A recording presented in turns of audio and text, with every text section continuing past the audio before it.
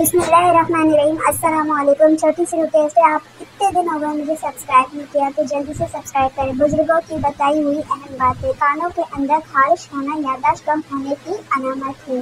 जिस घर में काली भेड़ मौजूद हो वो घर बदनजरी से हमेशा बचा होता है। जिस घर में काली भेड़ मौजूद हो वो घर हमेशा बदनजरी से बचा हुआ होता है, बदनजरी से महफूज होता है वो घर। जिस घर में खजूर का दरख्त मौजूद हो वहाँ 100 साल तक गुर्बत नहीं आती। वाह।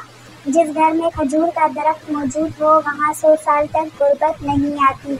ये बड़ों की बताई हुई बातें हैं जो मैं आपके साथ शेयर कर रही हूँ। जिसकी 3 बेटियाँ होती हैं उस बंदे का रिस्क बढ़ता रहता है। जिसकी 3 बेटियाँ होती हैं उस बंदे का रिस्क बढ़ता रहता है। दोपहर के वक्त खरबूजा खाने से मादे में जलन नहीं होती। दोपहर के वक्त खरबूजा खाने से मादे में जलन नहीं होती। खरबूजा आपने खाया है या नहीं?